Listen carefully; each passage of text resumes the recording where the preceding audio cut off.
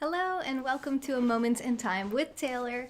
If you don't know me, I go live every single day, 365 days a year, and I have been live every day for over 5 years straight. I first started live streaming on January 5th, 2017, and we recently celebrated our 5-year anniversary. This is being streamed on January 9th, 2022, and we are here with a book review of this one called Top Dog by Bronson and Ashley Merryman, The Science of Winning and Losing. And this book was about competition. I would probably give this book overall about 3 out of 5 stars. Oh, and also you can sign up for my book reviews in the description of this video, or you can go to my website, which is my username, NexJuice.com, and you can sign up for my emails there on my website right on the homepage so that you can get written summaries of all of this as well. Since I do stream these live, sometimes comments will come in, chat will come in, and we'll kind of get off topic, or it'll go a little bit longer than it needs to go just to talk about the book. So in those instances, it is sometimes easier to just read the written summation. And in the description, you'll also find a link to my Goodreads channel where you can see summaries of all the books that I've read as well. I also have a playlist here on YouTube called Books, which has all of my book reviews, YouTube streams on it too. So let's dive into this book. So I don't remember every single thing in this book because honestly, I think I finished reading it about a month ago. And there's a lot of things in here that has kind of slipped through the cracks of my mind, but I do have kind of a bullet point list of highlights that I thought were interesting. I like to read a lot of books and then do reviews here because it helps me to remember what the books are about, but it also helps you guys who maybe don't like to read or don't want to read or struggle with reading to kind of get the information from these books and take the highlights from it. But if it seems like something you're interested in, I always recommend that you get the book yourself so that you can read it and absorb even more information from it. So like I said, I would give this probably 3 out of 5 stars. And the reason for that is I didn't find a whole lot of useful takeaways. I found the book pretty interesting, but I didn't really learn anything that I can then go and apply to my life, which is what I love about books so much and why I read predominantly nonfiction books, because I want to absorb the information and then be able to apply that information to my life so that I can have the life that I want. And this was interesting but not wildly useful in my opinion. A lot of it was kind of all over the place with the information. It seemed like it would say one thing and then somewhere else it would say something that was potentially even contradictory to something else that I had said, and none of it was really wildly practical. But I'll give you the highlights from what I remember. So early on in the book, they talked about how there's 3 different types of people. People who competition helps, people who competition hurts, and people who are unaffected by competition. So for instance, if you're doing an activity, you have your outcome. So let's say you swim a lap in 2 minutes. Well, if you're competing against someone and competition helps you to perform better than you would individually, then you would swim it in less than 2 minutes. If you're someone who is hurt by competition, you would swim it more slowly. It would take you longer than 2 minutes to swim a lap if you knew you were competing against somebody else. And if you're not affected, then you would swim the lap in 2 minutes regardless of if you're participating in a competition or not.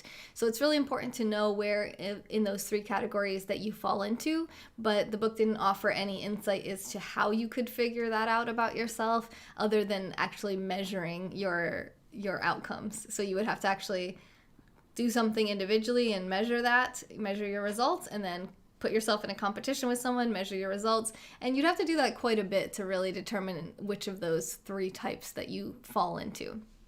So there's that, a little bit interesting, not super wildly helpful. They do talk in some parts of the book about how it's important to foster the ability to compete in your children, because being hurt by competition is going to hurt you in a lot of areas in life. And I've definitely seen this with people in my own life. Sometimes people perceive themselves as being in competition even when they aren't, and just the simple idea in their own head of being in competition with someone can really damage their ability to have meaningful relationships with anyone they perceive as being in competition with themselves, and it can really hurt their own results. So myself, I'm a live streamer and I make friends with live streamers all the time, and sometimes there's live streamers who perceive themselves as being in competition with me, and because I'm a pretty successful live streamer, they will not want to live stream because they feel like they're competing with me and they don't want to be compared to me, so they'll just do something else. When that really is frustrating, especially when they're good live streamers, and they would have good results if they would just stay consistent and just keep doing it and realize that we're not in competition with each other, and they don't have to compare themselves to other people all the time. And even if they did, being able to benefit from that, because there's plenty of people who are more successful with live streaming than I am. And I like to learn from those people and watch them and gain information and feel encouraged and motivated to perform as well as them, and even maybe someday to outperform them. So I'm not someone who's hurt by competition or comparison, but it's important to try to work on those skills, because especially if you're someone who perceives yourself as in competition with people who you're not even in competition with, you really are going to benefit from trying to increase awareness around that around that habit that you have, and trying to change that so that you can have outcomes that you want to have. Also, just being focused on what you want can help you to kind of put on those blinders and not be worried about what other people are doing. Secondly, a highlight that I found from this book is the difference between men and women in terms of competition. So there is a general belief and kind of accepted knowledge about men and women that women are more risk averse, meaning they don't take as many risks as men do. And they did some studies in this book to try to figure out why that is. Why is it that men and women seem to have different appetites for risk? And what they found was that, generally speaking, women they don't perform worse in competitions than men do. What happens is that they don't enter into competitions as often as men do. And what they found is that it seems that women have a more rational understanding of odds. So if women know that the odds of them winning or losing, so let's say anyone knows their odds of winning are 1 in 10. So you have a 90% chance of losing and a 10% chance of winning. With men, a lot of times they just perceive themselves as the 10%, like they're going to win. It could be 1 in a million odds. You know, the movie Dumb and Dumber with Jim Carrey, and he's talking to the girl and he says, "What are my chances of getting you?" And she says, "Oh, I don't know, 1 in a million." And he says, "So you're saying there's a chance?" You know, he perceives that, like, okay, then I'll be the 1 in a million, rather than saying I have a 999,900, 999 chance of not being the one. You focus on the one that could win. So men will put themselves in a lot more positions to lose than women will, because women will not waste their time with failure. They don't spend as much time and resources, money, in gambling, whatever it may be, and they don't really want to waste resources on a high odd of losing, which is more rational, not necessarily, more scared or risk averse. It's just kind of like playing to your odds, right? They are more likely to enter into competitions where they know they have a better chance of winning, because they view their time and resources as being better spent in those types of circumstances. Hey Mark, first comment to the broadcast. How are you doing today? Hope you're having a good night so far. I think I might have COVID, so I'm feeling a little under the weather today, but I did go live on TikTok earlier, and now I'm doing this book review, and then I'll be live on my adult page after this. So I thought that was really interesting, because I read a book by Sheryl Sandberg. Is that her name? Sharon? I'm messing up her name, I think, the COO of Facebook, last I checked, and she wrote a book called Lean In, about women in the workplace, and she talks about risk aversion with women and how women are more risk averse than men, and I always thought that was really interesting and important to understand. But I also found this very interesting, that it's not necessarily that they are afraid of taking a risk. It's just that if their odds aren't really very good, they don't waste their time on it. So it's more of a rational thing than a underconfidence thing, where men do tend to be more overly confident than women. Who knows if it's related to testosterone or what.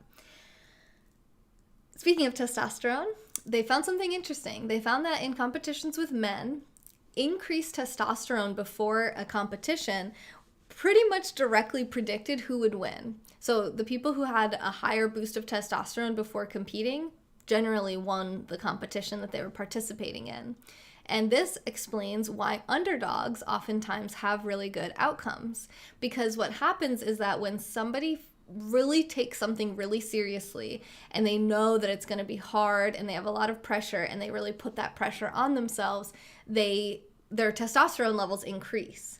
So if someone goes into a competition and they're the favorite and they just feel like, oh, this is going to be so easy, I'm going to win this, and they feel no pressure, their testosterone levels don't really increase. So they actually are at a disadvantage because they feel too comfortable, too confident, and that testosterone boost can really help people to achieve better than they would otherwise. So that explains the underdog effect and why underdogs oftentimes can take competitions unexpectedly because they feel nervous, and that little bit of insecurity and that stress boosts their testosterone and actually helps them to perform better than the people who don't take it as seriously and aren't feeling as much stress and pressure. They've also found something I loved that I learned about in this book is people who are hard on themselves, people who take things seriously and they push themselves to do well and they're hard on themselves when they don't perform well. Those people do tend to perform better than people who don't. And I have this tendency, and I'm always frustrated when people are always telling me, don't be so hard on yourself. It's fine. It's just a game. You know, I play video games and who cares how you do? It's just for fun, or in anything in life, you know, don't be so hard on yourself. Well, that's actually pretty bad advice, because by my being hard on myself and trying to push myself to achieve, I am able to achieve more and better than I would have if I was not pushing myself. It makes sense to me. I'm not saying that everyone needs to do that, but stop telling people not to push themselves and not to be hard on themselves, because, you know, if someone's being very like self-deprecating and you know, there's a limit to how hard someone should be on themselves in terms of like their own self-esteem. But it's okay to be hard on yourself and to want to achieve and to not reward yourself when you don't achieve what you want, when you don't have good results, because that's how you incentivize yourself to have good results. Hey Stinky, how are you? Welcome in. I'm Taylor. I go live every single day, 365 days a year. I love to read books, and this is the most recent book that I read. The next book that I read, I think, is actually going to be a Grant Cardone book called Be Obsessed or Be Average. I started reading a book by, I don't remember her name, but it's called Still Alice. And I thought it was about schizophrenia, but it's about Alzheimer's, and it's a fiction book, and it's not at all what I thought it was an autobiography by the author who has schizophrenia, and I misunderstood. So I don't think I'm going to be reading that book. Possibly ever, but definitely isn't going to be the next book I read. I started reading that one a few pages and I realized that I messed up. So I'm thinking I'll probably do Be Obsessed or Be Average by Grant Cardone next. And you can check out all my book reviews on my books playlist here on my YouTube channel. And you can sign up for my emails on my website, which is myusername.com, NexJuice.com. And you can also check out my Goodreads page with the same username. I go live on Twitch and TikTok more than anywhere else. But YouTube is really a lot more rare. It's pretty much just book reviews on here, because I don't have my YouTube channel monetized.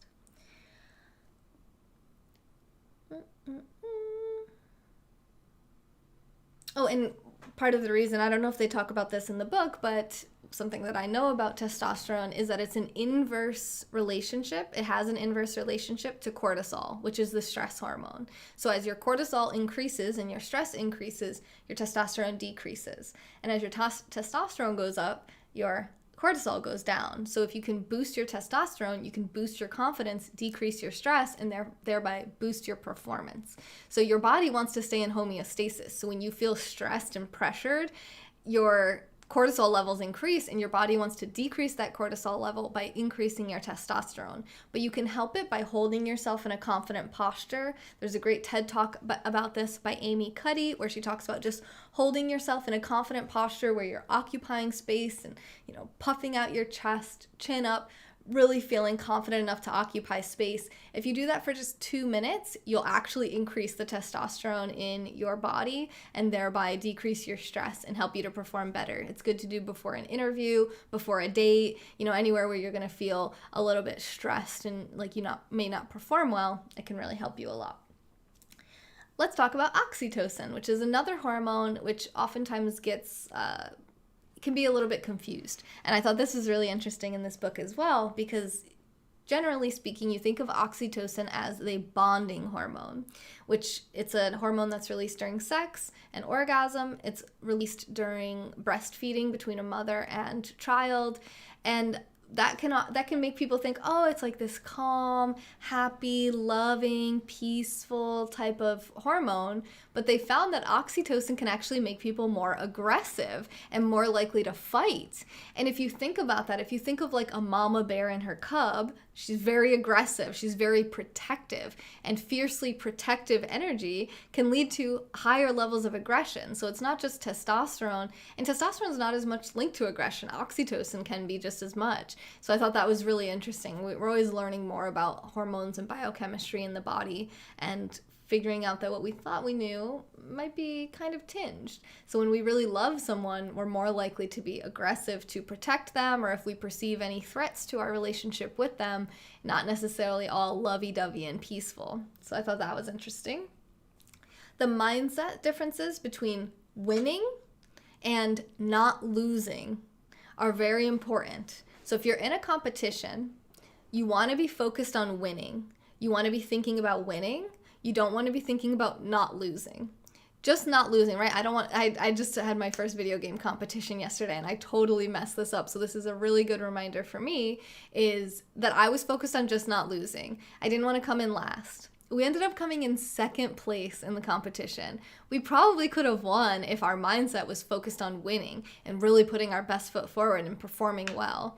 And they found that a lot of times with people in competitions, when they get to a certain stage, if they switch their mentality to really just not messing up, not losing, not messing up, they're more likely to make mistakes and mess up because they're kind of focused on like what not to do. So they're more likely to do that rather than to focus on winning and focus on what they should do and what they want to do and all the good things and the positive. It's kind of like mental simulation. If you focus on what you want to happen, you visualize doing what you want, that's a better thing to do than to be thinking about, okay, don't do this. You know, you're picturing what you don't want to do in your mind, you're just more likely to do it in that situation. So it's pretty fascinating. They talked about some competition where, like, I think it was an ice skating competition of couples, and it was like the first couple messed up, they fell, they like had a really big mistake, and then the next couple had the same problem, and the next one, and the next one, and they just kept having more and more issues because people were like, oh, let's not do that. They were so focused on the mistakes the previous teams had made that they were all making the same mistakes, which is pretty intense. Hi, Steven. How are you? Hey, Art. Good to see you. So yeah, it's important to have a winning mindset, not a not losing mindset. Two very different things. They also found that with women who socialized with their competitors before a competition were more likely to perform worse. And they found that women kind of, they're very social, and they feel connected to these people, and they don't feel like they want to beat them. They feel like, oh, I'd be just as happy if she won if I won. You know, they're like, it's like too friendly. It doesn't invoke competition and competitive spirit. So what's better is to isolate, for women competitors, it's better to isolate yourself from your competitors before the competition. Don't socialize with them, don't get to know them, don't research them, don't learn about their hardships in their life and why they deserve to win, because that can get in your head and you can perform worse because you just don't care as much. It's that same thing where you're not getting that testosterone boost to try to beat them and do better and to win, because you're focused more, you're more too relaxed almost, you know, you're kind of like, it's almost like a family member, like, oh, well, if my friend wins, that's cool too. If my family member wins, that's cool too. I don't have to be the one to win. Well, then you're probably not going to win if that's how you're feeling about it. So they found that women that like don't socialize and have any like fraternization before the competitions perform better and are more likely to win, even if they're viewed as like more cold and detached, whatever, right? If you want to win, you got to do what you got to do. And then the last thing I thought was really interesting was teams, and what the concept of a team player and how someone should be in a team and what's actually true. What they found is that teams that perform really well, there's conflict in those teams. Those teams challenge each other. They have assertive members who speak up when they disagree or when they have an idea that's going to change. They disrupt. You know, they have disruptors. And those teams perform really well. I think they talked about like an orchestra that had a lot of like contention between their members because each person wanted to, you know, put their best foot forward, and they were all kind of individual. A lot of times musicians have this desire to perform well as an individual musician, and when they end up in an orchestra, it's usually because they weren't able to be successful individually, so they kind of are a little bit bitter, and there's a lot of like contention and tension in that orchestra, but they tend to perform really great as a group when they get out there because they're all putting their best foot forward. Whereas when you have teams that are too nice to each other, people are afraid to speak up because they don't want to be disliked, or they don't want to upset the group, or, there's someone really intense in the group and they're just like, intimidated by them. Those groups don't perform well because they're not real, they're not like speaking up. I have this problem all the time. I wish people would speak up to me. I wish people would challenge me more. I wish people would disagree with me more often. That's how we can learn together. That's how we can sharpen each other and make each other better, and compare ideas and really have good, healthy debates and figure out what the truth really is, and take knowledge from each other, and be better as a group and in our relationship with each other, rather than to just agree with everything I say because I'm super intense. I feel like that happens in teams that I'm part of and relationships that I'm in often, especially with females, which is really difficult for me. And I'm trying to surround myself more with people who aren't afraid to disagree with me and to tell me if they feel like I'm wrong about something, than people who will just shut down and then maybe like speak negatively about me to other people. That is just not beneficial for relationships, for team results, for individual results. Don't be afraid to say what you think. Life's too short to be afraid of anything, really, especially not being popular or something. If people don't like you because you speak your mind, you're hanging out with the wrong people.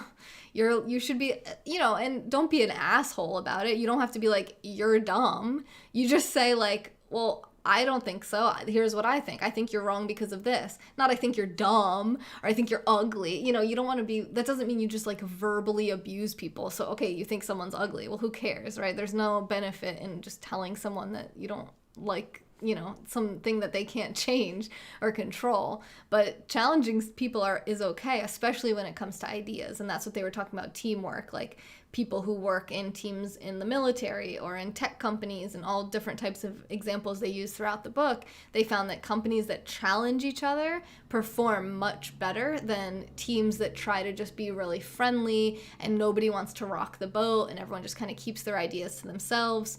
There's no creativity, there's no growth, there's no disruption, there's no aha moments, there's no debate, there's no bickering, there's just nothing. It's just flatlined, That's not the life that you want to strive for. At least it's not the life I want to strive for.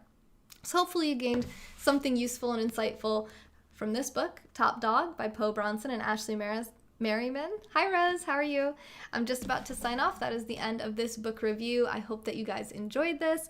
I hope that you gained something valuable from it. And if you like this, I do read a lot of different books, mostly nonfiction. I read about business, psychology, relationships, all sorts of different types of subjects, wealth, finance, anything that I think is interesting. So if you want to follow me, you can feel free to do that. You can subscribe to my channel here. You can also like this video if you liked this review. You can sign up for my book reviews on my website, nexjuice.com, NexJuice.com. You can follow my other social media channels. I go live on a variety of different platforms with different content. I do like to talk about intellectual subjects, so if you like that too, I would love to chat with you. Like I said, I love to be challenged. I find most people don't challenge me, and I would love to be challenged. So if you find this video and you feel like you can challenge me with something, please do so. I would love that. I'm all about it. Of course, Steven. Yes, of course. Thanks, Art. And I hope to see you guys again soon. I go live every single day. I was live on TikTok earlier. I'm live on here now. I might do a live stream on Twitch playing Dead by Daylight a little bit later. I am about to go live on my adult page, which you can find the link to on my website if you're interested in that kind of stuff. I'm going to do something with my boyfriend on there right after this, and then we'll see. Maybe I'll go to sleep. I've been feeling kind of under the weather. I already slept a lot today, though. I slept in super late, and then I took a nap also, so I might want to just play some games and hang out on Twitch tonight. So if you're around, you can come hang out for that. And even if I'm playing a video game and you're not interested in that and it's not challenging to you, come into the chat and talk about some intellectual subject. I don't care. I'll pause the game and chat with you, or chat with you while I play. I have no qualms about that. My brain is always like so hungry for intellectual stimulation and like-minded individuals. So If you got it, I want it. Hey, Millennium! Hi, how are you? Oh, thank you, Rose. I appreciate that. I don't have a fever, which is great. A little congested, a little sleepy, a little achy. I don't know if it's flu or Omicron or what, but just trying to stay healthy. So I hope to see you guys maybe on OF, maybe on Twitch. Otherwise, I'll see you tomorrow, I hope. And yeah, I go live every single day, 365 days a year. I've been live every day for over 5 years straight, and I still love it. I show no signs of stopping, so I hope to get to know you guys better. You can message me on Instagram if you want, or Twitter, and just let's stay in touch. Let's help challenge each other. Christian, me? Thank you. I appreciate that. I don't really feel that today, so thanks. Although I do feel like I like my outfit a lot today. Oh, my pants are like falling down. These are my lovely jeggings. Oh, I thought my butt looked better than this. Whatever. I feel like my butt's starting to look better. I've been working it out a lot. Anyway, love you guys. You are worthy of being loved and feeling comfortable in your own skin. Expremidium. Squeeze the day. This has been a moment in time with Taylor. Hope to see you guys soon.